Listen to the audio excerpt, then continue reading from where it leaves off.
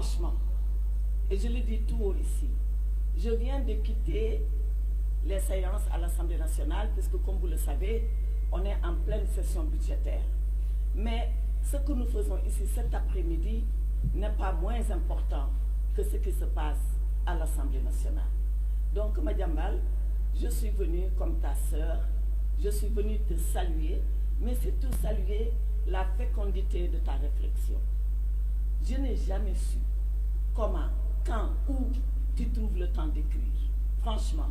Et Dieu sait que maintenant je suis un peu éloignée des livres, c'est d'ailleurs un reproche que je me fais, mais vous savez, quand on est dans la politique et qu'on tombe dedans, on a fini par être envahi par des choses qui parfois ne sont pas essentielles, mais qui vous prennent tellement de temps que vous passez à côté des choses essentielles. Mais il se trouve que tous tes livres, je les ai lus. Je les ai lus, et ce dernier-là, qui nous vaut le plaisir d'être ici cet après-midi, je l'ai lu goulûment. Je l'ai presque avalé. Puisqu'en 2 jours, quand mon fils, Serigne Saliou, m'a fait le plaisir de m'envoyer quelques exemplaires, je me suis jetée sur le premier. Et je n'ai plus arrêté. Et pour tout te dire, même pendant les sessions de l'Assemblée nationale, en cachette, quand le débat commençait à être un tout petit peu ennuyeux, je me jetais sur quelques pages du livre, pas pour le lire tout de suite, mais pour chaque fois, comme une enfilade de colliers de perles précieuses, découvrir page après page qu'est-ce qui va se passer. Alors, qu'est-ce qui se passe dans ce livre? Ce livre est un roman. Donc, je pense par essence, et je parle sous le contrôle de Ibou Fall, qui est peut-être plus outillé que moi, et qui a l'intelligence, lui, de connaître tout le monde en se cachant. C'est ça les journalistes de la radio et de la presse écrite.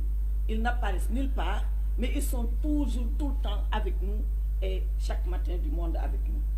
Donc, ce livre, je l'ai lu, et quand je l'ai refermé, je me suis dit, mais qu'est-ce que Madiambal est en train de raconter?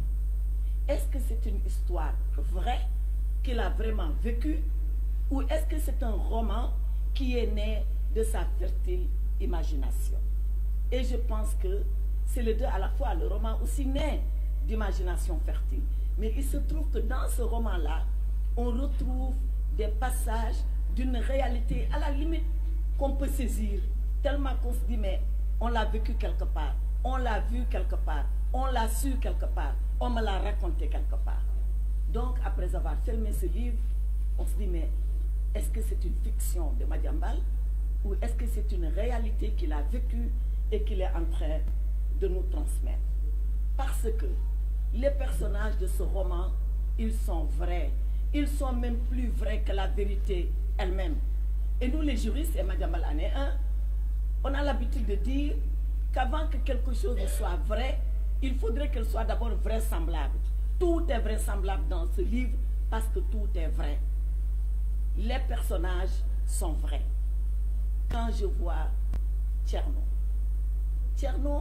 moi, il me rappelle mon Fouta natal. Comme tous les Thierno du Fouta, ils sont dans son rigorisme, dans sa capacité à enseigner, à transmettre ce savoir, tel que lui-même il l'a reçu. Et vous le racontez, l'ancêtre, Abou Bandel, je crois, qui a tout transmis jusqu'à ce Thierno, et qui lui-même, avant de partir, se fait un souhait maladif de transmettre le savoir à son fils, ses épouses, mais bien évidemment Kétiel qui s'appelle Aïssata comme moi. Et ce matin, je disais à Madiambal, je ne sais pas pourquoi il a écrit Aïssata et non Aïssatou. Parce que très souvent ici, dans l'univers wolophone, à partir de Saint-Louis, les Aïssata, on les appelle Aïssatou. Et quand je suis arrivée à Dakar pour commencer ma 6e au lycée Kennedy, les gens écrivaient Aïssatou naturellement parce que c'est ça qu'ils savent et qu'ils entendent prononcer. Et mon père me dit non, tu es Aïssata. Tu n'es pas Aïssatou. Je lui dis, mais papa, quelle est la différence entre Aïssata et Aïssatou? Il dit, parce que chez les Peuls, il n'y a pas le ou. Ils disent Aïssata. Alors si tu te fais appeler Aïssatou, tu vas perdre une partie de ton identité. Impose-toi comme Aïssata et les gens finissent. Et exactement, Kétiel Elle s'appelle Aïssata, comme tous les Peuls prénomment les Aïssatou. Et après, on lui trouve un sobriquet. Comme les Peuls aussi savent trouver le sobriquet. Le sobriquet, c'est Ketchel. Que veut dire Ketchel? Ketchel, c'est la dernière née. C'est presque le bébé. Mais tu l'expliques bien. C'est l'enfant chéri de son père, parce que son père l'appelle Nénam. Nénam, ça veut dire ma maman, presque ma maman à moi, toute seule. C'est pas Sunu Yaay, c'est pas Sama Yaay même, c'est même plus possessif que ça. C'est Sama Yaay Marek, beaucoup moko aken. C'est ça Nénam. Et voilà comment tu trouves l'expression dans la profondeur de ce que les Foutanké traduisent pour le dire dans le livre. Et c'est pour ça que je dis, moi, une enfant du Fouta, je lis ce livre et je dis, mais c'est vrai, ces personnages sont vrais parce que je les ai connus dans mon passé, parce que je les ai rencontrés. Jusqu'à Issa Abou, et tu expliques pourquoi Issa il est Abou. Parce que au Fouta, et la scène se passe dans un village qui s'appelle Wuro Demba. Au Fouta, les noms de famille sont rarement utilisés. Le nom de famille, c'est très souvent le prénom du père. C'est le prénom du père. Donc, on va dire, je dis là, Mahmoud Ibra, parce que Ibra c'est le père et Mahmoud c'est le prénom. Le cas ne viendra qu'après. D'ailleurs, ils sont deux côte à côte là, presque des jumeaux. Je ne sais pas si c'est le hasard du protocole ou c'est parce qu'ils ont voulu être ensemble. Voilà. Bon, il y a Mamadou Ibra et Mahmoud Ibra. Je reviens à ce que je disais. Les deux, Mamadou et Mahmoudou, finissent par le prénom du père. C'est exactement ce qu'il a dit de Issa Abou. C'est également une réalité vraie dans le Fouta. Et puis il y a cette belle Drianké qui arrive avec les clés de sa Mercedes, avec son argent, très pompeuse, qui ne se presse pas, qui a l'argent qu'il faut et qui fait tomber Tierno le rigoriste, sous son charme. C'est également quelque chose que nous connaissons très bien et que nous avons vécu. Voilà pourquoi je dis les personnages sont vrais. Mais les problèmes aussi sont vrais. Les problèmes qui sont racontés dans ce livre, ils sont même parfois plus vrais que la vérité elle-même. Que raconte ce livre? L'histoire de Ketchel, de Aïssata. Aïssata qui vit dans un milieu conservateur, mais qui subit la violence d'un viol. Même si toutes les jeunes filles ou toutes les jeunes femmes n'ont pas subi un viol, on en connaît nous tous les jours qui se racontent, qui ont vécu ces épreuves-là. Ils auront embrassé tout le Coran, mais les femmes, c'est juste 3-4 versets. De quoi s'acquitter de ses devoirs religieux et qui bien évidemment après la nuit de noces ne reviendra plus jamais parce que tout on sent dans l'écriture le juriste qui parle.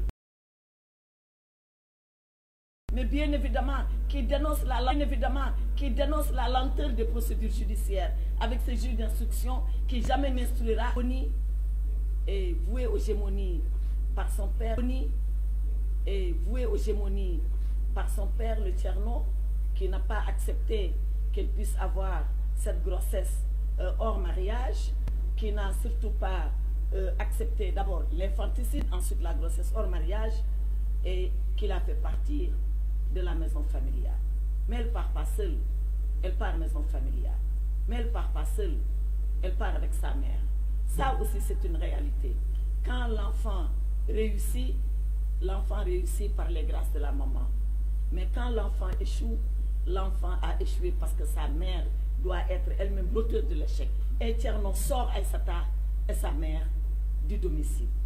Et voilà qu'elles partent à l'aventure. Et l'aventure, dans ce premier temps à Saint-Louis, où je trouve d'ailleurs, dans l'imagination de Madiambal, qu'il pense que les femmes, elles sont courageuses, elles sont fortes. Elles sont ce qu'on appelle maintenant, dans notre vocabulaire post-Covid, elles sont résilientes. Et Ketchel et sa mère essaient de recréer un univers. Elles essaient de s'en sortir. Elles essaient d'oublier cette tragédie familiale. Et elles font leur petit business qui, à mon avis, aurait pu marcher, mais elle est tentée maintenant par l'autre fléau qui est l'immigration irrégulière. Et Ketchel veut s'exiler. Mais je me rends compte qu'elle a sa personnalité. Elle ne veut pas prendre les pirogues. On lui propose les pirogues, elle dit non. Avec cet océan qui est devenu un cimetière sous nos yeux, je ne prendrai jamais le risque de passer par la pirogue. Elle prend le chemin du Nicaragua. Elle prend le chemin du Nicaragua et vous l'expliquez, mais c'est la première fois que je comprends maintenant pourquoi tout le monde veut aller au Nicaragua. Et pourtant, j'ai rencontré le ministre des Affaires étrangères du Nicaragua à l'époque aux Nations Unies. Mais tu expliques que, parce qu'entre nous et Nicaragua, il n'y a pas de visa, que le passeport sénégalais, il est accepté directement au Nicaragua. Mais c'est le paradis pour tous ceux-là qui veulent partir et que les visas emprisonnent chez eux. Donc, elle va au Nicaragua parce qu'arrivée à Managar, elle peut aller sortir, aller aux États-Unis sans qu'on lui demande un quelconque visa. Voilà donc camper le décor qui est un décor vrai, identifier les personnages qui sont les personnages. Dans un amphithéâtre en Argentine, je suis venue développer une conférence publique autour de Bakary II et de son épopée. Est-ce vrai? Est-ce du fantasme? Est-ce de la légende? Moi, je suis beaucoup plus encline à penser que c'est vrai, parce que c'est des sociologues, en l'occurrence Pathé Diagne, qui l'écrit et qui le décrit. Et parce que personne ne dit le contraire, personne ne dit que ce n'est pas vrai. Et parce qu'on retrouve des traces de Noirs qui ont vécu en Amérique latine et qui, peu ou prou, ont les mêmes habitudes, les mêmes pratiques culturelles. C'est la raison pour laquelle je dis, est-ce un roman, est-ce une fiction? Et moi, ou est-ce qu'une réalité? Et ça m'a fait penser à notre film Bamako. Quand on faisait le film, le réalisateur n'arrêtait pas de nous expliquer que c'est un film vrai. Je lui dis, mais c'est pas vrai, que c'est quoi un film vrai? Tu veux raconter une histoire ou tu veux décrire une réalité? Il me dit les deux. Je raconte une histoire à partir d'une réalité que je connais. C'est exact. Et je vois Madame Ndiaye dans le public. Et il m'a fait inviter à un dîner avec le président de... qui me dit, mais ce film-là, quelle idée vous a pris d'aller le réaliser, le tourner? Je dis, bon, parlez au réalisateur. Et je lui ai expliqué, Madame, tu te souviens, non? C'est toi qui m'avais dit de venir répondre à son dirigeant.